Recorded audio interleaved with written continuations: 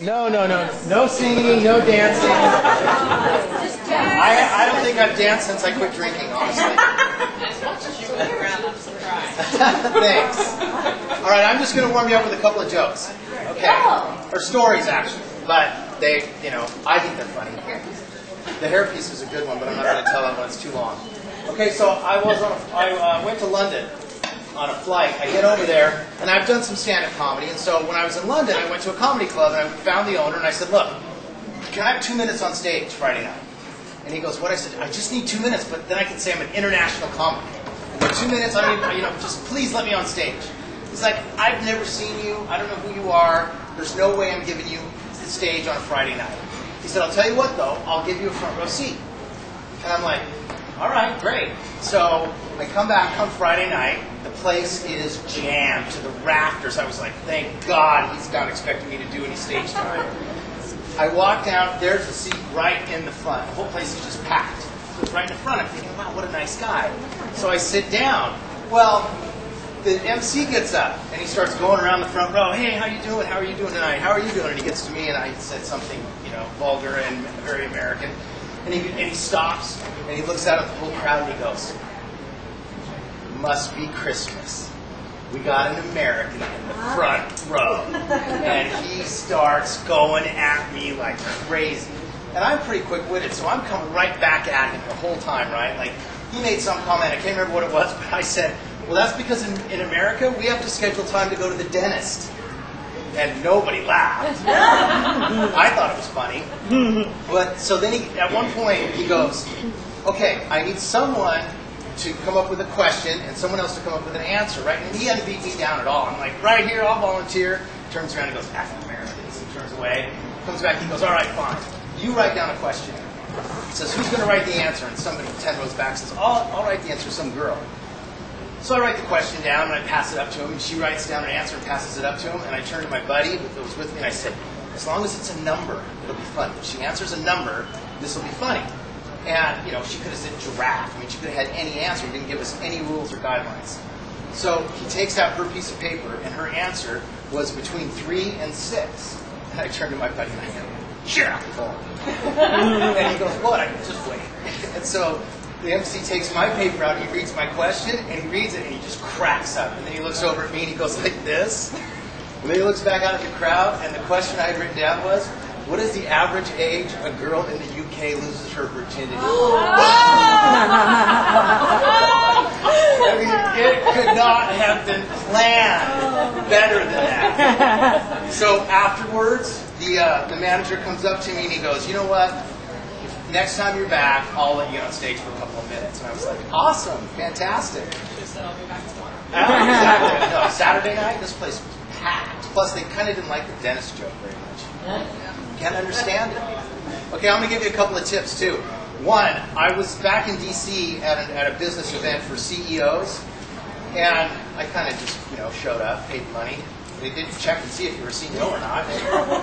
So I went, and I showed up, and they had a breakout session on ADD in the workplace. Right? So I was thinking, man, this guy must be so entertaining.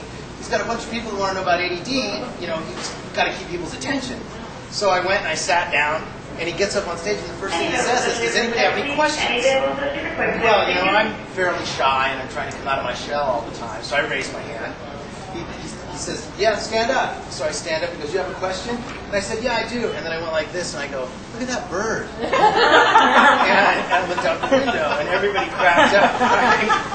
And then he goes, exactly, that's what I'm talking about. And I said, you know what, honestly, I do have a question.